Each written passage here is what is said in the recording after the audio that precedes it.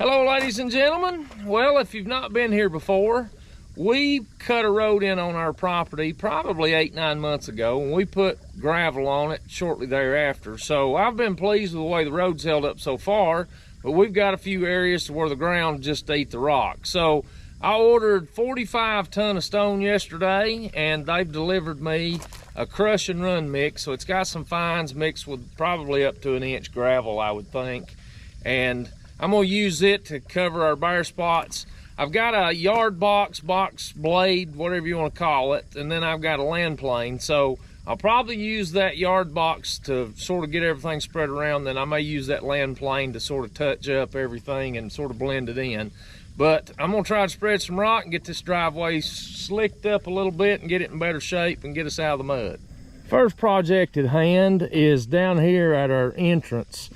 I'm picking up some water here from the county off the road, and so I'm gonna try to get this gravel built up in here to where we can push that water on down and get it to go off into the drainage ditch versus coming back here and settling on me. So I've got this cut. There's 40 foot of tile underneath my driveway, so I'm gonna spread this out here at the road to where I got plenty of room to get a truck and a big trailer in here without pulling and having to run off in the grass. So first project, let's go get the tractor, get hooked up, and we'll spread it on here.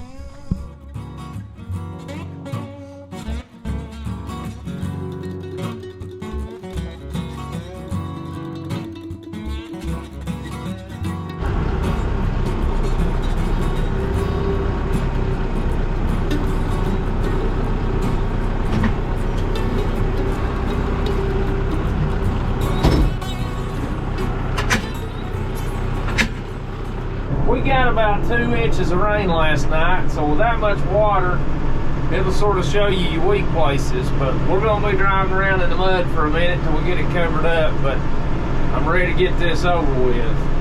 One thing I will say, if you do anything with a tractor much and you've not invested in one of those quick hitches, I'd recommend it. It's just it's a time saver, and I know I used to want to change attachments just because I dreaded hooking and unhooking, but with that quick hitch you can do it pretty quick, and it's pretty effortless and painless. So if you not got one yet, I would consider it.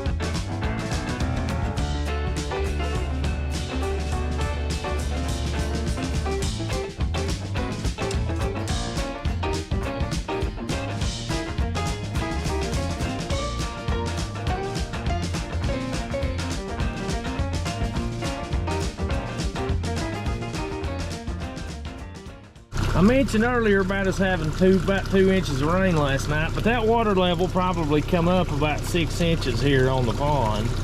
But one thing that I'm worried about, if you look down in here, I mean, this is full of crawdads. I've got a little old fish here that's dead on the top. And I've got some minnows down in here that got washed over. The kids got down in here and probably threw about, I don't know, 30 minnows back into the pond the other day that had washed over just on a small rain. So I'm gonna have to rig me a net here, some kind of catch basin out away from the overflow to where it won't be in the direct flow to keep my fish in there. So that'll be for another day. But somebody wanted some crawdads. We got about 50 of them down in here, and they're trying to climb the wall to get back in the pond. So always something to think about.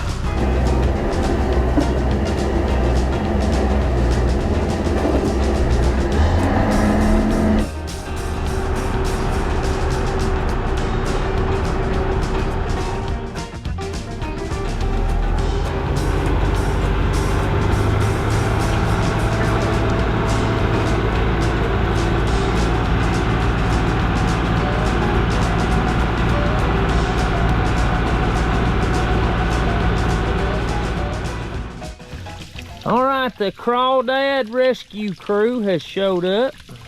You gonna catch them crawdads, Reed? Yeah. Brantley's fishing them out. Them some good ones there, Brantley. Let me see it there. Them some big ones. We caught a minnow. Get the minnow, Reed. Throw him back in there. Don't crush him. Oh. Did he go in your boot? One thing I found when you're trying to shape a driveway around the edges and you want to sort of get a definite edge, can be hard when you're just trying to spread it and they'll get over in your grass. But what I found, if you'll buy you some small piles up long way with the edge of the driveway, so you've got some material. Just try to keep your pile inside your tire track.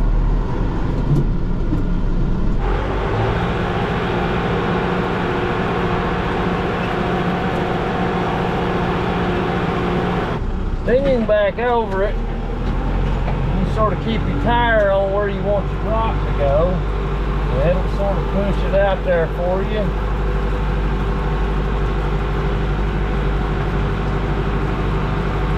And sort of define that edge a little better that way.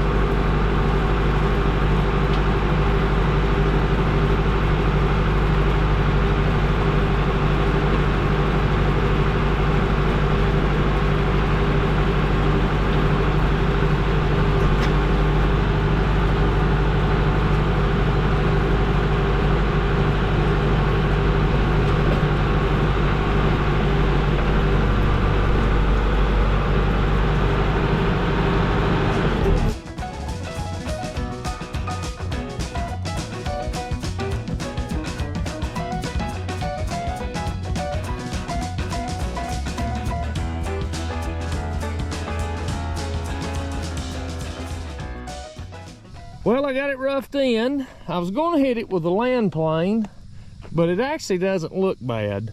So I'm going to run over it for a few days, wheel drive on it, and I may come back a few days later and hit it with land plane, slick it up just a little bit. But that's got it in a lot better shape.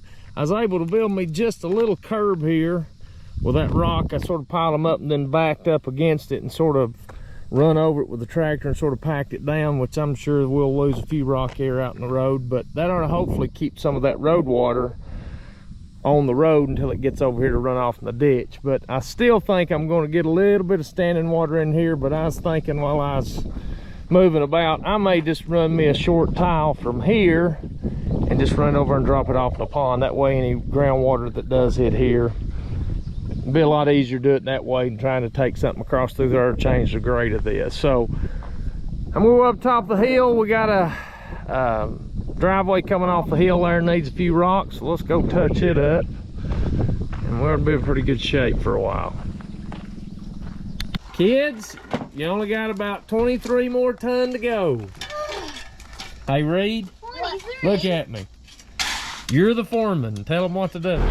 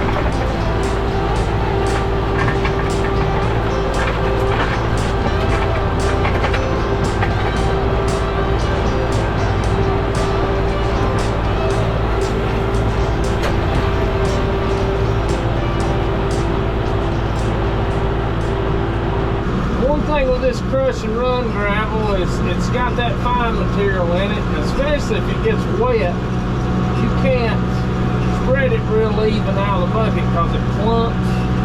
So that's a lot of the reason why I've not spread this with the bucket, and I'm just choosing to use that yard box to drag it around. Because when you use this, it's Humpty Dumpty, and you got to go back and run over it anyway. You got 1/2 inch or just plain 1/2 inch or 3/4 inch gravel, you can sit there and just sort of like pouring salt out of a shaker and get them on there real neat and not have to do much to them. But with this stuff, it clumps, especially if it's wet. It's even worse. It's just not real easy to spread out of the bucket.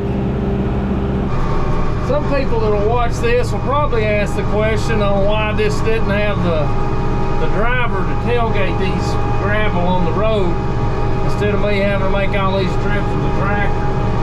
But the problem I run into is my road is about 12 feet wide in the narrowest point.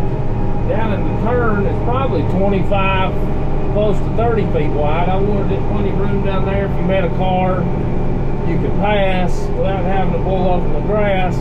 And then if you was pulling a longer trailer, you could have enough road there to keep it in the road. So when you look at 12 feet wide, and he's only going to spread 8.5 feet, then I'm going to have to figure out how to scoot them one way or the other. So in this case, where I'm wanting to get the edges good and get a good base out back on my edges, I thought it'd just easier to just take the tractor. That way I could sort of finesse it where I wanted it. And anyway, probably ended up saving me a little time versus having to try to scoot it one way or the other. I'm going to have to spray along the edges of my driveway where I've got some grass growing back up the gravel. I'm looking for a good option to put on the back of that Kawasaki Mule, that utility vehicle, with a boom option on it. That way if I want to spray the yards, 2,4-D or something, spray some pasture fields and kill weeds. If anybody's got one out there that you use on your utility vehicle, I'd love to hear your recommendation. I've been looking at the film coal sprayers, and there doesn't seem to be a tremendous amount of options out there. If you got any recommendations, I'd like to hear it.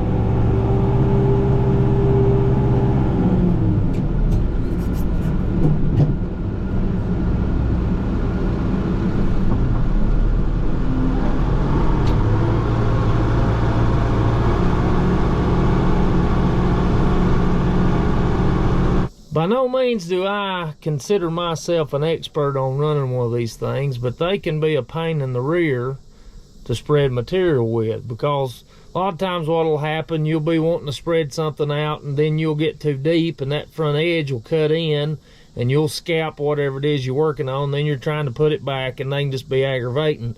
But one little tip that might help you if you have problems is I'm going to try to ease the lift down. But these things have a cutting edge on the front and the back, most of them. But I've got the back cutting edge now. You can see it hit the ground, but my cutting edge in the front is still probably a 1/2, 3/4 of an inch off the ground. So when you're trying to move your material, it'll rest on that back cutting edge and it'll leave you up a little bit in the front. That way you don't dig in so bad. But when I let my lift on down, you can see it pitches that thing down to where that cutting edge will dig in. So run your attachment, set it to where the front is up just a little bit and it rests on that back cutting edge, and that'll keep that cutting edge from getting down the ground on you so bad. But it seems to work pretty good.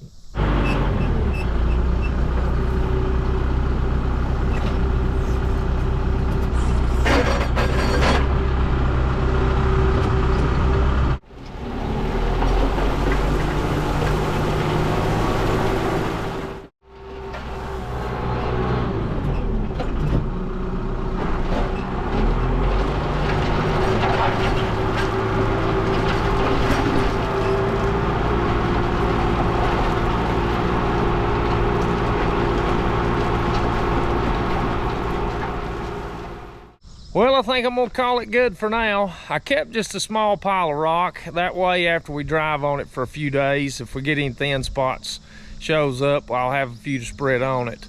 But I had you a few more videos finishing the shop up inside, but the hard drive got knocked off the desk, and so they are no longer with us. But hopefully the next one, I'll show you the finished product in here inside the building, and then we'll get into something else. But if you watched, I appreciate it. And until next time, we'll see you later.